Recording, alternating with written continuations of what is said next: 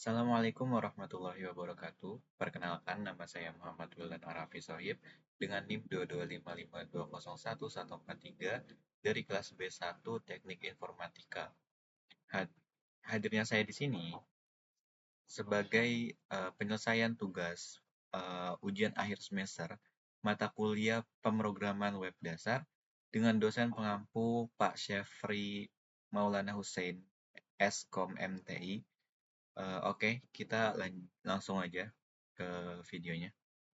Yang pertama yang harus dipastikan adalah XAMPP itu harus menyala, yaitu yang modul Apache dan MySQL-nya.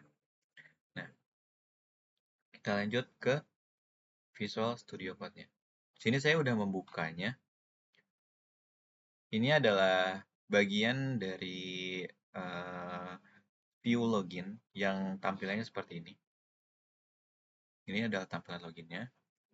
Jadi, di bagian sini, kita memiliki header dengan nama login.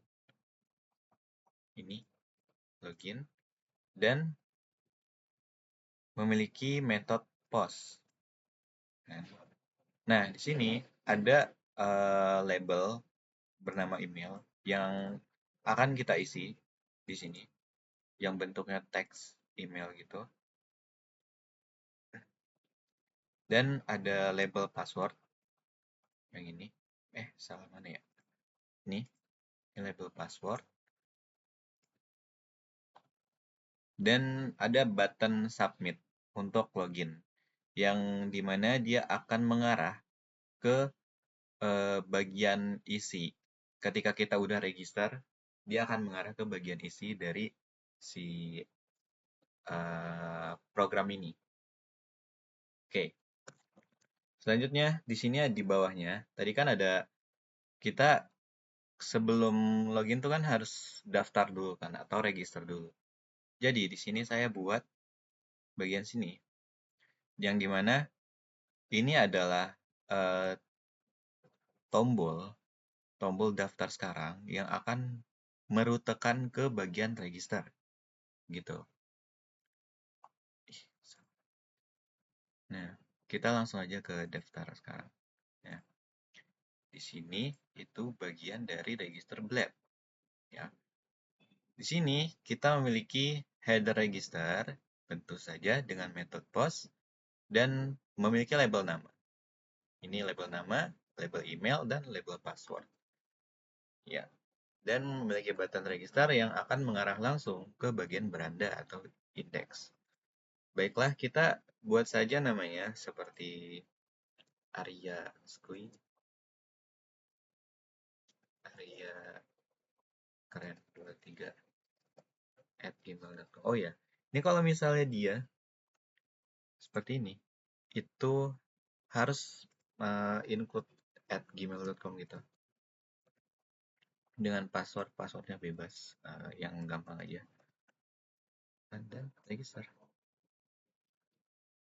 Sudah sampai di bagian dalam atau bagian isi dari aplikasinya. Baiklah, kita logout dulu. Nah, berhasil logout. Nah, sekarang kita akan melakukan login kembali. skui23@gmail.com dengan password 1234574.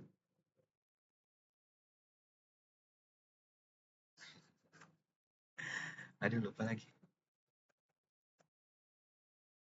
Wah, salah nih. Aduh, gimana ya? Kalau enggak, oke, yang udah ada aja lah ya. Saya lupa.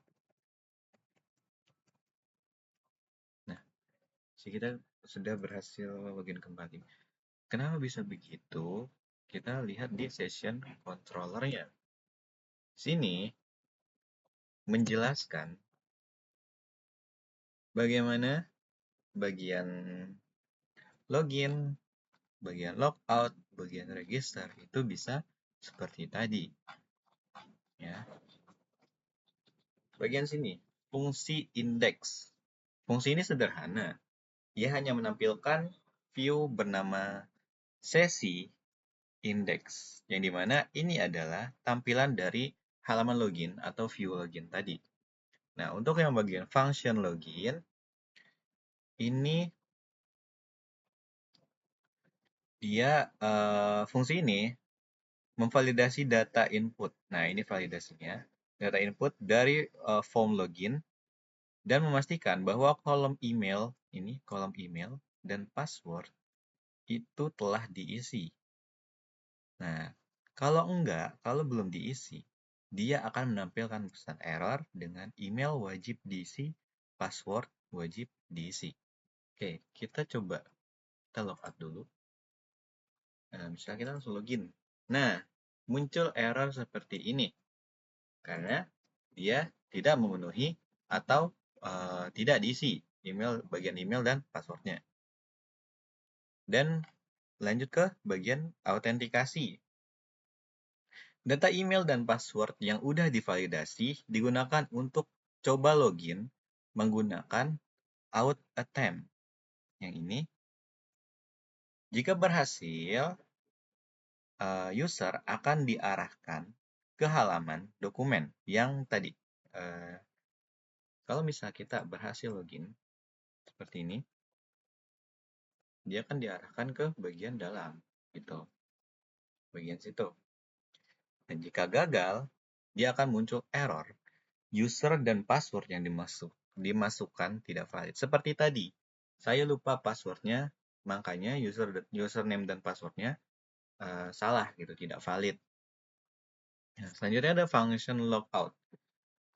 Fungsi ini melakukan proses logout menggunakan out logout untuk mengakhiri sesi pengguna dan mengarahkan pengguna kembali ke halaman login atau login sesi dengan pesan sukses berhasil logout, sorry. Nah, selanjutnya ada function register. Dia mirip dengan index. Fungsi ini menampilkan view dari register, ya, seperti yang tadi. Kita logout dulu. Nih, yang bagian sini itu akan menampilkan fungsi dari view dari register. Oke. Selanjutnya ada function create. Mana tadi function create? Nah, ini sama seperti yang login tadi. Dia memiliki validasi. Data input dari formulir registrasi divalidasi. Kali ini ada tambahan validasi untuk name wajib diisi. Nih, name wajib diisi nih. Mana ya? Nih, name wajib diisi. Sama email wajib diisi.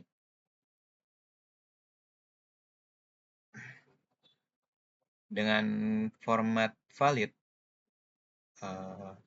dia unik atau yang belum terdaftar ya, di table user. Dan password itu dibutuhkan dengan minimal itu 8 karakter. Seperti itu. Nah, jika validasi berhasil, data pengguna, nama, email, password yang sudah di-hash disimpan ke dalam table user menggunakan user create. Nah, ini user create data. Nah, setelah registrasi berhasil, sistem akan secara otomatis mencoba login pengguna baru menggunakan data yang baru saja dimasukkan. Jika login otomatis ini berhasil, sesi akan diregenerasi untuk keamanan dan pengguna diarahkan ke halaman dokumen dengan pesan, "Selamat datang." Jika terjadi error, pengguna dikembalikan ke halaman login. Begitu. Lanjut ke bagian mana lagi ya? Indeks ini kali ya. Kalau ini kan itu bagian dalamnya. Dan aduh, nggak ada tombol kembali. Ini salah. Kita login dulu. 768431. Benar. Nah, ini adalah bagian dari beranda atau indeks dari si e-dokumen ini. Dengan kode-kode seperti ini. Dia memiliki tabel dengan nomor, nama file, author, jenis, dan aksi. Seperti ini. Nomor, nama file, author, jenis, dan aksi. Oke.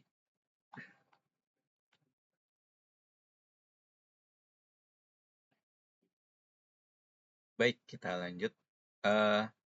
Di bagian indeks atau halaman isi, itu memiliki ini sebuah header yang simpel, dan ini bagian dokumen yang akan mengarah ke sini, dan bagian logout yang sering kita pakai tadi. Setelah itu ada bagian search atau kolom pencarian, dan button tambah data, dan table dari data-data yang udah kita submit atau yang udah kita isi. Kita akan bahas kodenya. Oke. Di sini,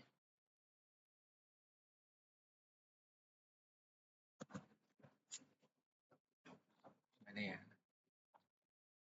Di sini ada sebuah table. Ini udah dijelasin belum sih tadi? Ada sebuah table yang dimana ini adalah nomor, nama file, author, jenis, dan aksi. Selanjutnya,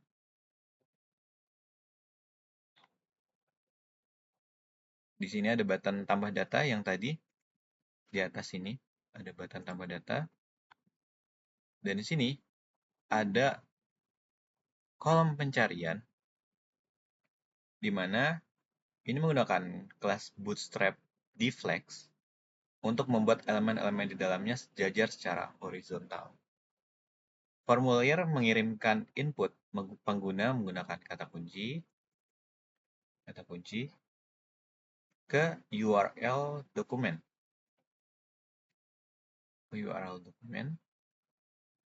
Menggunakan metode get. Nah, ini URL dokumen menggunakan metode get. Nilai default input pencarian ini diambil dari permintaan sebelumnya, yaitu request get kata kunci. Nih, request get kata kunci. Nah, selanjutnya ada tombol data yang tadi. Lalu ada table dokumen yang dimana bagian tbody baris data dokumen yang bakalan di-generate di dalam si bodinya ini. Oke, mari kita lanjut.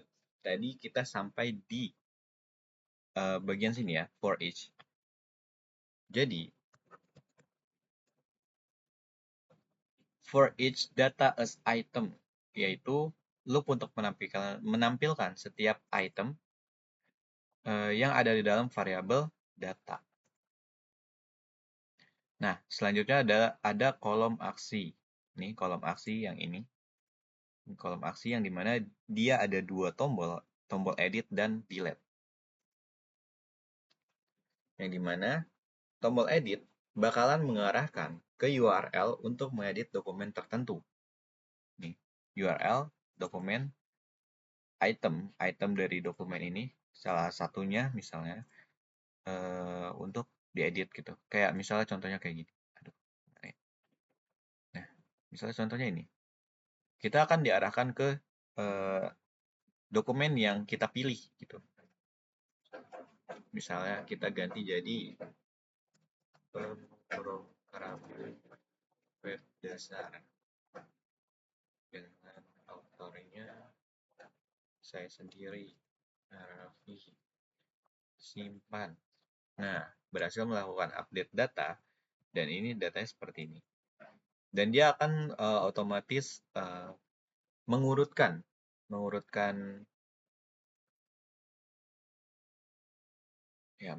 lah pokoknya. Dia bakalan langsung ke bawah, turun ke bawah. Selanjutnya ada tombol delete atau form hapus.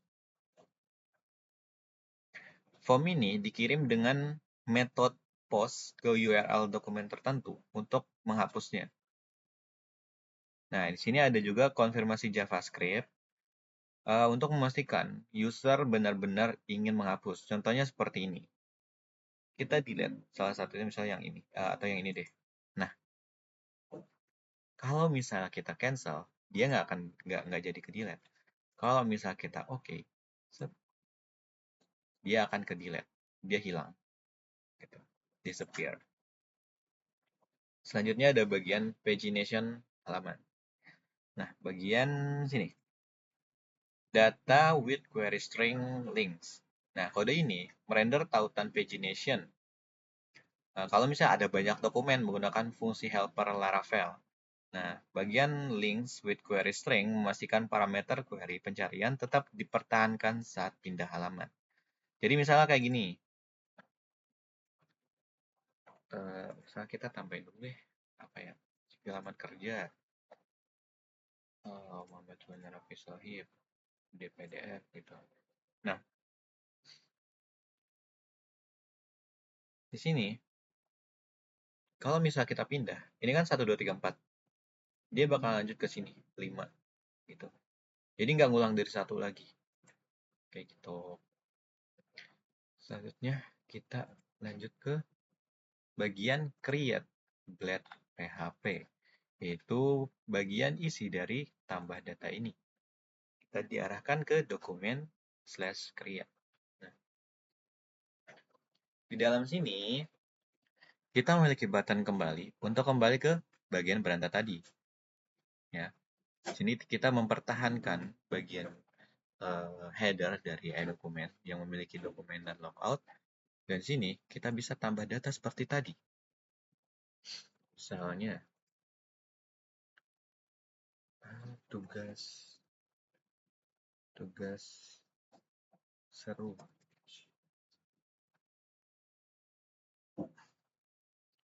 Misalnya, Ahmad ini PDF, simpan. Ketika kita simpan, dia akan tersimpan di bagian belakang. Enggak, ding, bagian paling awal, paling pertama. Gitu. Nah, di bagian sini, kita akan membahas di sini. Dia memiliki metode post, yang dimana akan dikirimkan ke dokumen, URL dokumen. Yang ini. Ketika kita menuliskan data-data di sini, dan ketika kita simpan, dia akan mengirimkan data tersebut ke tabel yang bagian sini. Makanya data-datanya itu muncul di sini. Seperti itu. Selanjutnya di sini ya seperti biasa ada label nama file yang bisa kita isi seperti tadi, label author dan label jenis file.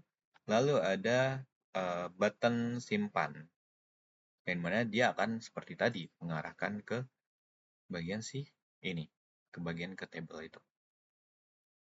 Oke, kita lanjut ke edit. Nah, bagian edit.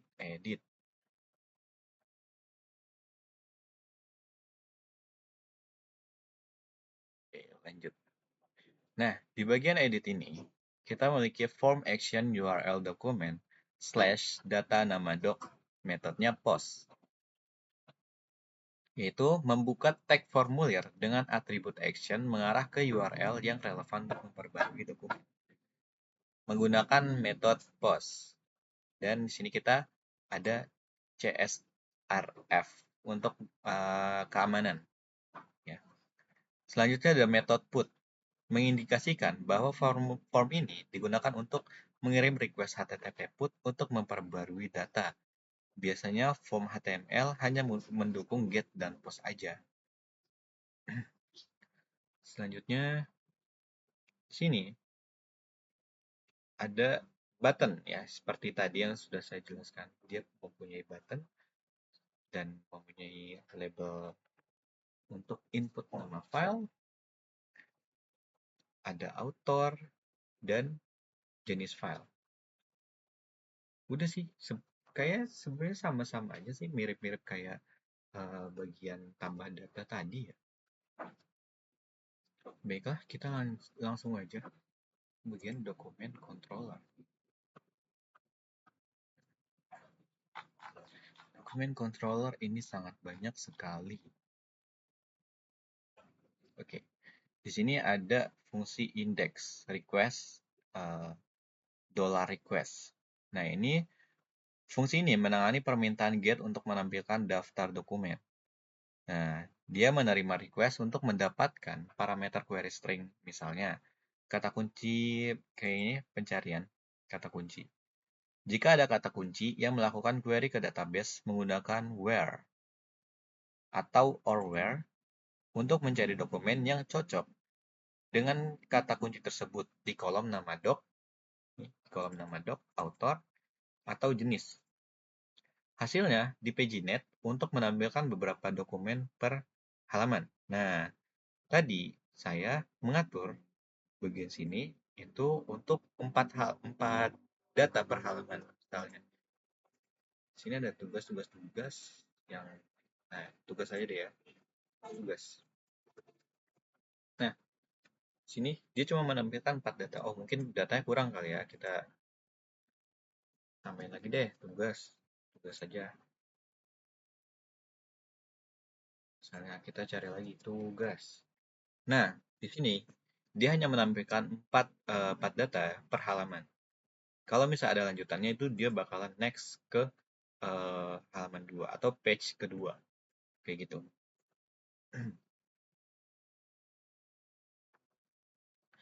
Oke, lanjut. Kalau misalnya nggak ada kata kunci, semua dokumen diambil dari database dan diurutkan berdasarkan si nama doc secara descending sebelum di PageNet. Akhirnya, view dari dokumen index dikembalikan dengan data yang diambil dari database. Selanjutnya kita akan ke fungsi create. Fungsi ini menangani permintaan GET untuk menampilkan formulir pembuatan dokumen baru. Nah, dia cuma mengembalikan view dokumen create. Kayak gitu. Ya cuma nampilin kayak gini aja. Nah, dia cuma nampilin dari tampilan dari tambah data atau bagian create. Kayak gitu. Selanjutnya, kita ada function store. Nah, fungsi ini menangani permintaan post dari formulir pembuatan dokumen. Nah, dia ngelakuin validasi data input. Nih, validasi data input. Di mana nama doc itu wajib diisi dan harus unik. Ya, nama docnya itu harus unik. Nama dokumennya nggak boleh sama. Dia harus beda. Kalau misalnya sama, kayak kalau misalnya sama, dia bakalan bilang kalau misalnya nama file sudah ada dalam database. Kayak gitu. Kayak ini adalah fitur dari ini. Misalnya tadi yang udah ada apa ya? Tadi yang udah ada apa ya? Bagaimana ya? Tugas seru misalnya. Tugas seru. Tugas seru. Kita simpan. Nah, nama file sudah ada dalam database. Author file wajib diisi dan jenis file wajib diisi. Kalau misalnya sudah ada dalam database, dia bakalan munculin warning seperti itu. Nah, kalau misalnya validasi gagal, dia bakalan ngembaliin formulir dengan pesan error. Kayak tadi tuh. Kalau misalnya berhasil, data dokumen baru akan dibuat menggunakan dokumen create. Nah, yang ini, dokumen create data. Kemudian pengguna diarahkan kembali ke halaman daftar dokumen dengan pesan sukses, berhasil menampakkan data. Kayak gitu. Selanjutnya kita ada fungsi edit. Nah, yang tadi, ini menangani permintaan GET untuk menampilkan formulir pengeditan dokumen berdasarkan si nama docnya. Kayak gitu. Dokumen pertama yang ditemukan dengan nama doc yang cocok diambil dari database. Kemudian view dokumen edit dikembalikan dengan data dokumen tersebut. Kayak gitu. Selanjutnya ada function update. Nah, ini menangani permintaan put yang dikirim sebagai post dengan metode put dari formulir edit. Dari form edit. Jadi yang ini, bagian form ini. Nah, ini untuk memperbarui data dokumen. Validasi dilakukan sama seperti pada store. Kalau misal validasi berhasil, data dokumen diperbarui menggunakan dokumen where nama doc. Nah, di sini. Dokumen where nama doc. Update data. Nah, selanjutnya pengguna bakalan diarahkan kembali ke halaman daftar dokumen dengan pesan berhasil melakukan update data. Nah, kita sepertinya tadi sudah melakukannya ya. Kita akan mencontohkannya ulang. Misalnya, ini tugas wow. Kita simpan. Nah, berhasil melakukan update data. Kenapa begitu? Karena tugas wow tadi itu belum ada di dalam database. Selanjutnya, kita akan lanjut ke fitur delete atau destroy. Ya, bagian sini, bagian destroy. Nah, ini menangani permintaan delete untuk menghapus dokumen berdasarkan si nama docnya tadi. Si nama doc tuh maksudnya apa sih? Nih, nama doc adalah nama filenya. Saya menamakan variabel atau struktur di bagian sininya, bagian localhost phpMyAdmin-nya, itu sebagai nama doc. Ini agak lama ya. Ya udah, kita lanjut dulu deh. Udah. Nah, ini database yang saya gunakan adalah database dari ini kalau nggak salah ya, DB dokumen sini dengan dalamnya dokumen dan structure. Nah, namanya nama doc, makanya saya nyebutnya nama doc gitu. Nah, selanjutnya dokumen yang cocok dihapus menggunakan dokumen where nama doc delete. Pengguna diarahkan kembali ke halaman daftar dokumen dengan pesan berhasil melakukan delete data. Oke, ada lagi nggak? Udah ya, habis ya.